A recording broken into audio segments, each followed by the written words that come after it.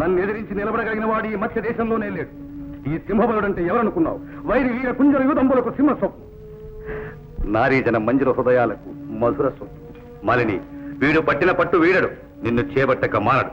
SV Rangarao గారు జయంతి సందర్భంగా ఆయన గురించి జెండి గురించి మాట్లాడుకోవాలనిపిస్తే ఎవరితోనూ ఏ రకమైనటువంటి పొంతన కానీ పోలిక కానీ తీసుకురాలేనటువంటి మహానటుడు ఆయన.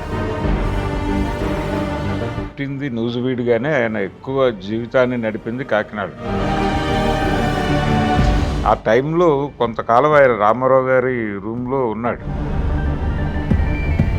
చాలా భయపెట్టాడు ఆ జనరేషన్ని. నేపాల్ మాంత్రికుడిగా, విశ్వనట చక్రవర్తిగా ఆయన్ని పిలుచుకున్నారు తెలుగు ప్రజలు. ఆయన క్యారెక్టర్ని వంట పట్టించుకునే తీరు చాలా చిత్రంగా ఉంటుంది.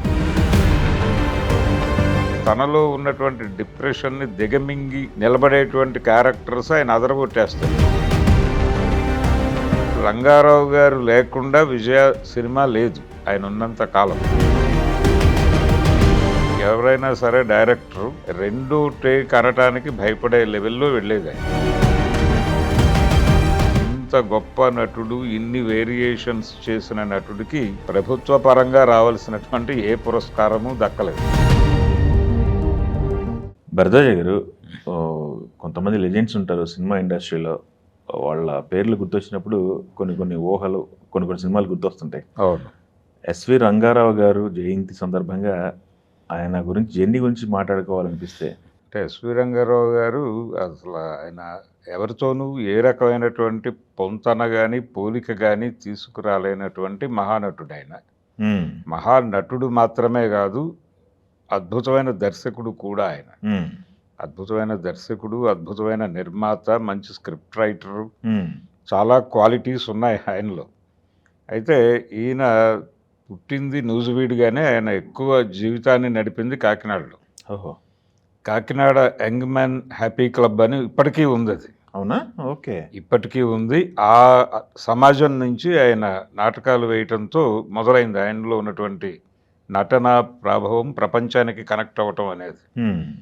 అలా యంగ్ మ్యాన్ హ్యాపీ క్లబ్ నుంచి వచ్చినటువంటి చాలామంది ఆర్టిస్టులు వెండితెరను వెలిగించారు. అందులో రేలంగి గారు కూడా ఒకడు. ఓకే. రేలంగి గారు అక్కడి నుంచే వచ్చాడు, అంజలీదేవి గారు అక్కడి నుంచే వచ్చారు, మ్యూజిక్ డైరెక్టర్ రాజనారాయణరావు గారు అక్కడి నుంచే వచ్చారు. అలాగే చాలా సెన్సేషనల్ హిట్స్ ఇచ్చినటువంటి మ్యూజిక్ డైరెక్టర్ సత్యం గారు కూడా అక్కడి నుంచే వచ్చాడు. ఇలా చాలామందిని సినిమా ఇండస్ట్రీకి అందించినటువంటి చరిత్ర ఉన్న యంగ్ మ్యాన్ హ్యాపీ క్లబ్ నుంచి వచ్చినటువంటి ఒక అద్భుతమైన నటుడు ఎస్వి రంగారావు గారు. ఈయన 46లో ఇండస్ట్రీలోకి ఎంట్రీ ఇచ్చాడు. ఈయన్ని ప్రవరాఖ్యుడిగా తీసుకుని వరూధిని అనే సినిమాని నిర్మించారు రామానందం గారు.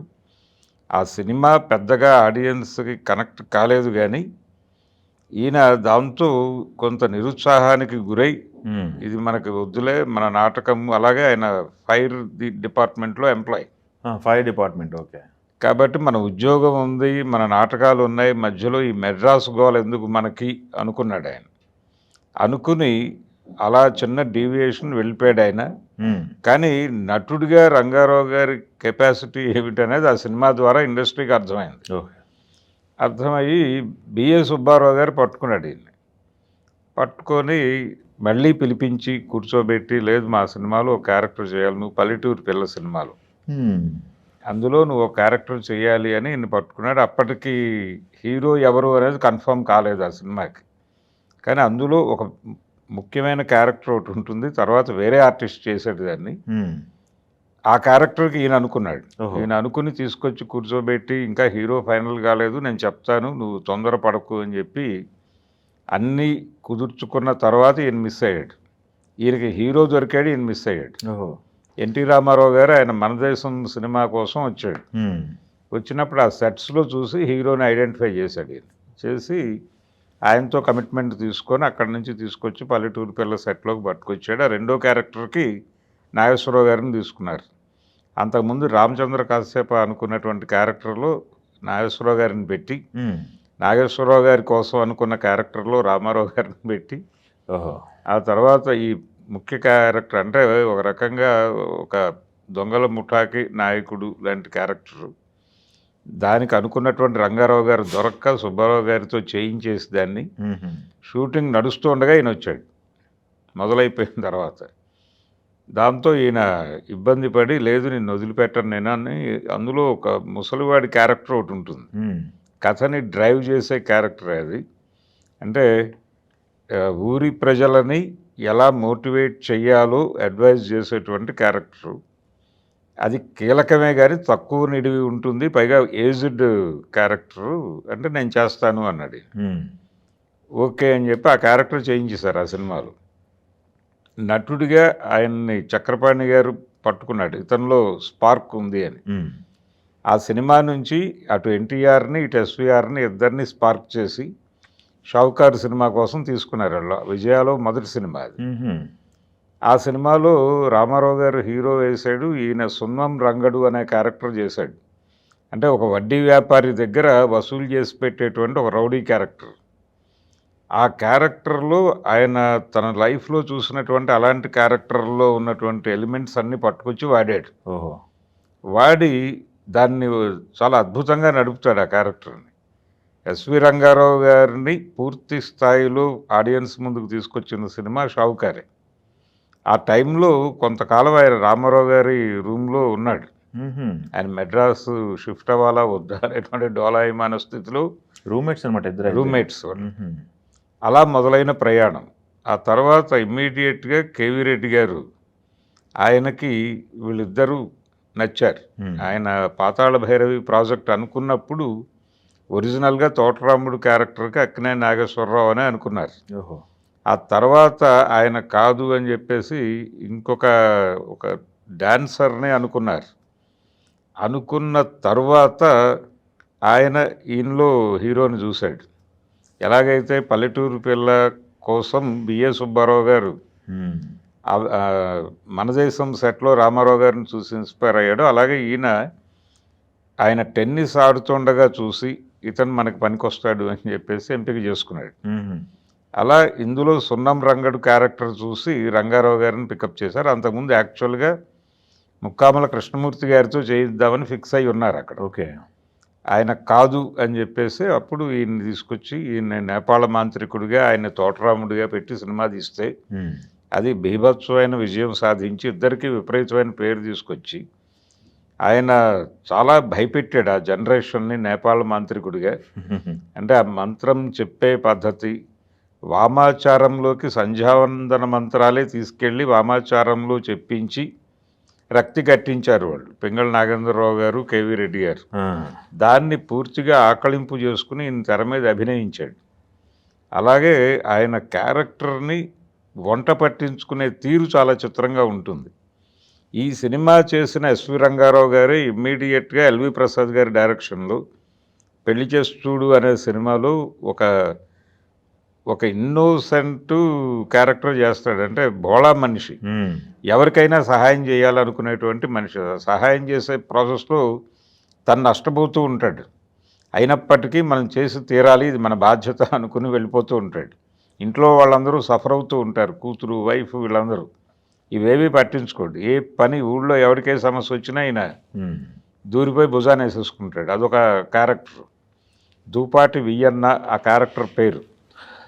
ఆ క్యారెక్టర్లో ఆయన వాడిన మేనరిజమ్స్ చాలా కొత్తగా ఉంటాయి. ఇది ఎవరో చెప్పడం కాదు, ఉత్పల్ దత్ లాంటి వాడు ఆ క్యారెక్టర్ చాలా ఇన్స్పైరింగ్ క్యారెక్టర్. అసలు ఆర్టిస్ట్ అయ్యేవాడు అది చూసి నేర్చుకోవాల్సింది చాలా ఉందని చెప్పి మాట్లాడాడు.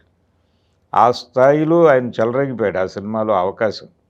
పైగా ఈ పాతాళ భైరవి సినిమా, పెళ్లి చేసుడు సినిమా రెండూ ఒకేసారి చూస్తే ఎవరైనా ఈ నేపాళ మాంత్రికుడే ఈ దూపాటి వియ్యన్న అని చెప్తే నమ్మటం కష్టం.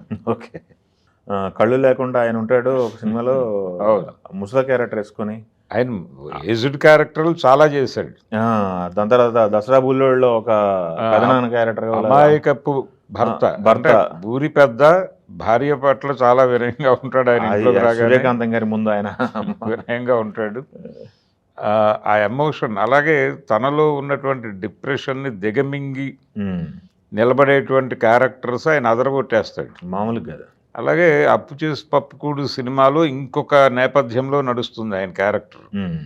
అంటే తన ముందు జరుగుతున్నటువంటి దారుణాలన్నీ ఆయనకు తెలుసు, కానీ మనకెందుకులే, మనం ఆ ఏరియాలో ఉన్నాం కానీ దాన్ని పట్టించుకోకూడదు అన్నట్టుగా ఉంటాడు ఆయన. అదే తన ఇంట్లోనే దారుణాలు జరిగిపోతున్నాయని తెలిసినప్పటికీ ఒక రావు బహదూర్ క్యారెక్టర్ అది. దాన్ని రంగారావు గారు అభినయించిన తీరు చాలా గొప్పగా ఉంటుంది. ఆయనకి రేలంగి అలాగే వీళ్ళందరూ అద్భుతమైన సపోర్టు, జగ్గయ్య గారు, రామారావు గారు, వీళ్ళ మధ్య నడిచేటువంటి సన్నివేశాలు ఒక రేంజ్లో ఉంటాయి. ఆ సినిమా ఎల్వి ప్రసాద్ గారు దానికి కూడా డైరెక్టర్. అలా రంగారావు గారు లేకుండా విజయ సినిమా లేదు ఆయన ఉన్నంత కాలం. అలాగే పౌరాణికాల్లో కూడా ఆయన దుర్యోధనుడిగా అద్భుతంగా నటించాడు. పాండవ వనవాసం లాంటి సినిమాల్లో రామారావు గారు భీముడిగా, ఆయన దుర్యోధనుడిగా, పోటాపోటీ సన్నివేశాలు, అవి రికార్డులుగా వచ్చే డైలాగులు జనాల్ని మెప్పించి, అంటే ఆ పోటీ ఉంటే తప్ప కుదరదు అనే పరిస్థితి. అలాగే నర్తనశాలలో ఆయన కీచకుడిగా చేసిన అభినయం, చాలా సినిమాలు ఆ కీచకుడు క్యారెక్టర్ రంగారావు గారు అభినయించినది చూసి ఈ క్యారెక్టర్ నేను కూడా చేయాలని ఆయన ఉత్సాహపడి విరాట పర్వం తీశాడు రామారావు గారు. అలా ఆయన రావణ పాత్రలో రంగారావు గారి అభినయం, తను రావణుడి పాత్ర ఆయన అడాప్ట్ చేసుకున్న స్టైలు, వీళ్ళిద్దరి మధ్య ఒక అద్భుతమైన సమన్వయం ఉండేది. ఇద్దరూ పరస్పరం ఒకళ్ళనొకళ్ళు గౌరవించుకునేవాళ్ళు. ఆయన రంగారావు గారు రామారావు గారి గురించి ఒక మాట చెప్పాడు ఒకసారి, అసలు తెలుగు సినిమా కోసం తెలుగు కెమెరా కోసం పుట్టిన నటుడు ఆయన రంగారావు గారు అన్నారు. రంగారావు గారు ఓహో, అంటే డైలాగ్ డిక్షన్ దగ్గర నుంచి మొదలు పెడితే ఏ యాంగిల్లో చూసినా కానీ అతను తెలుగు సినిమాకి అవసరమైన నటుడు అని చెప్పేసి ఆయన కాంప్లిమెంట్ ఇచ్చాడు ఆ రోజుల్లో. ఓకే, అలా వాళ్ళిద్దరి మధ్య సమన్వయం ఉండేది. పౌరాణిక సినిమాల్లో వాళ్ళు అలా నడిచేది వాళ్ళ వ్యవహారం. దేవాంతకుడు సినిమాలో ఆయన యమధర్మరాజుగా, ఈయనేమో అనుకోకుండా నరకానికి వచ్చినటువంటి ఒక తుంటరి కుర్రాడిగా వాళ్ళ కాంబినేషన్. ఆయన్ని ఆట పట్టించే తీరు, ఆయన ఇతను ఆట పట్టిస్తున్నాడు అని తెలిసి ఎలా కంట్రోల్ చేయాలనే పద్ధతి చాలా గొప్పగా నడుస్తుంది. ఈ పౌరాణిక చిత్రాల్లో ఈ రేంజ్ చేస్తూ సంపూర్ణ రామాయణంలో రావణ పాత్ర అదరగొట్టేశాడు ఆయన. ఆ క్యారెక్టర్ చేసేటప్పుడు రావణ విరచిత శివతాండవ స్తోత్రం ఆయన మీద షూట్ చేయాలనుకున్నాడు బాపు గారు. అది ఆయన క్లోజప్లు ఉంటాయి, దానిలో ఆ క్లోజప్ల్లో ఆయన ప్రాపర్గా చెప్పాలి, దండకం చదవాలి. అది ఆయనకి అందట్లేదు. అందకపోతే ఆయన ఏం చేశాడంటే అసిస్టెంట్ డైరెక్టర్తో కలిసి కేవీ రావు గారితో కలిసి ఒక చిన్న పేపర్ మీద ఏదో రాసి అలా పెట్టండి, నేను మేనేజ్ చేస్తాను అని చెప్పి ట్రై చేశాడు. కానీ ఈయనకి చత్వారం ఉంది, కళ్ళజోడు పెట్టుకుని చదివేశాడు రిహార్సల్స్లో. ఇప్పుడు నేను చేసేస్తానని కాన్ఫిడెంట్గా అన్నాడు. కానీ వీళ్ళు షార్ట్ పెట్టిన తర్వాత బాపు గారు, అయ్యా అంతా బాగానే ఉంది కానీ రావణుడు కళ్ళజోడు పెట్టుకోడేమో కదా, కళ్ళజోడు తీస్తే ఈయనకి ఆ పేపర్ కూడా కనపడదు. ఓకే, తీసి ఇచ్చేసి ఇలా లాభం లేదు, నువ్వు పేపర్ ఇచ్చి రేపు తీసుకో సీన్, నేను రాత్రికి మొత్తం కంటదా పట్టేసి వస్తాను, రేపు అటెస్ట్ వచ్చి కొట్టేద్దామని వెళ్ళిపోయి నైట్ మొత్తం ప్రాక్టీస్ చేసి ఆ రావణ విరచిత శివతాండవ స్తోత్రం మొత్తం అక్కడికి వచ్చి చెప్పేశాడు ఆయన. ఆ లెవెల్ పట్టుదలతో ఉండేవాడు.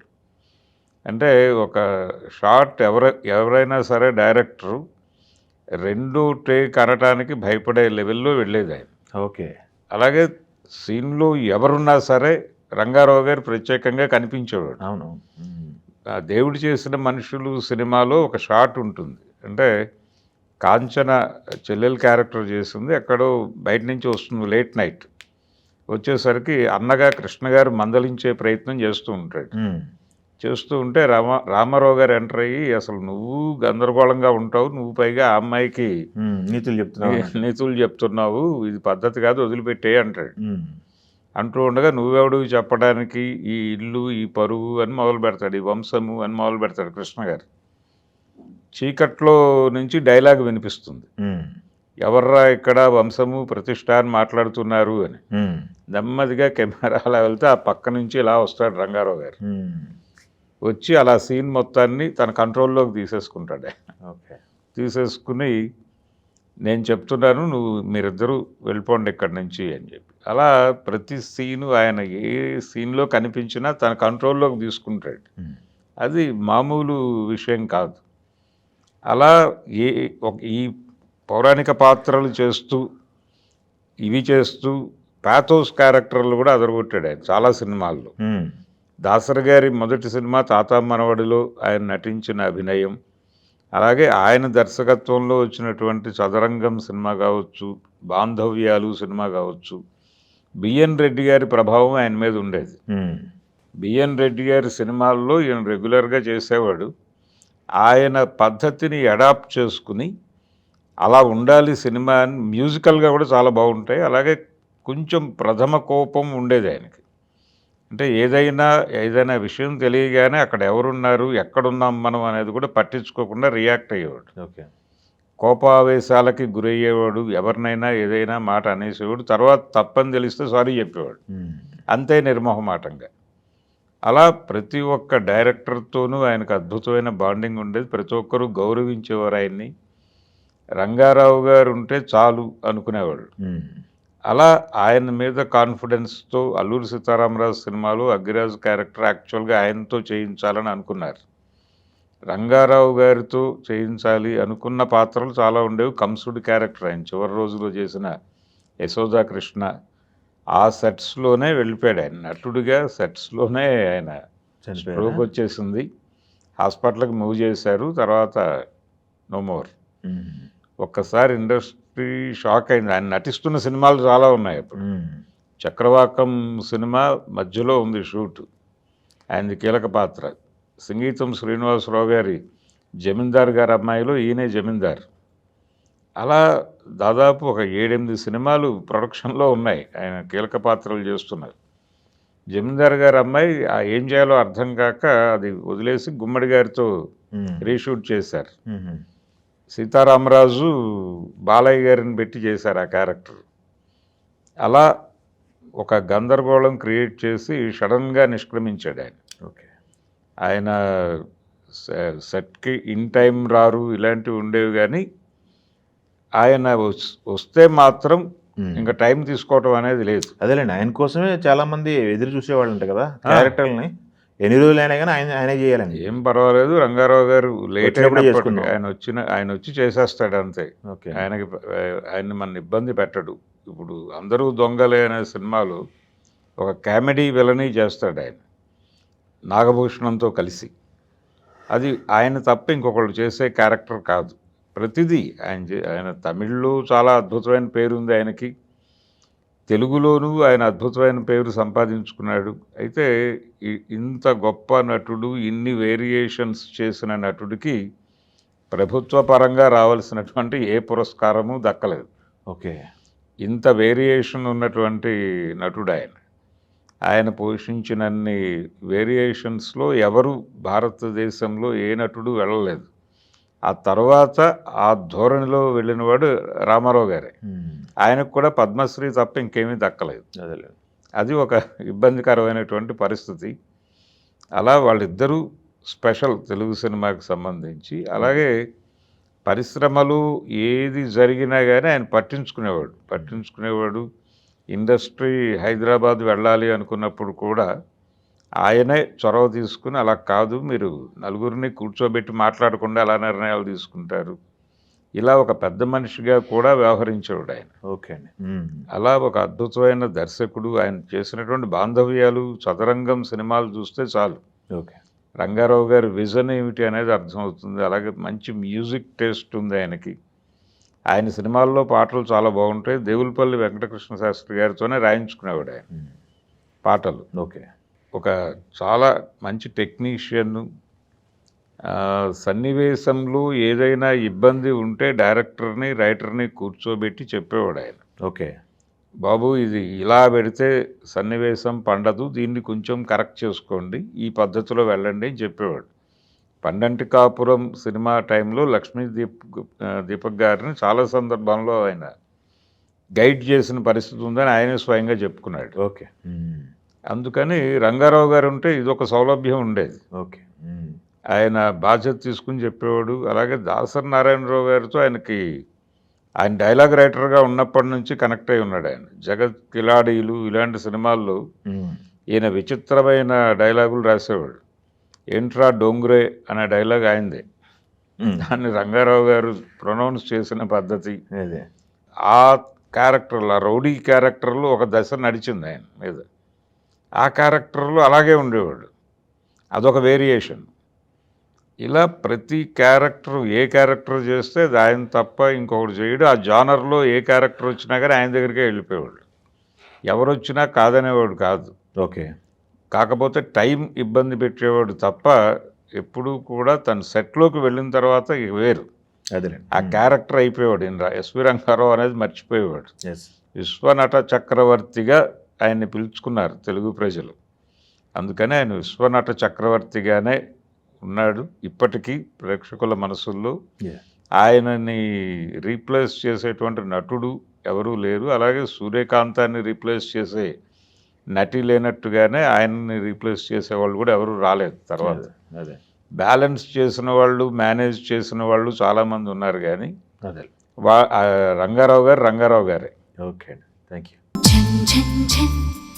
తెలుగు వన్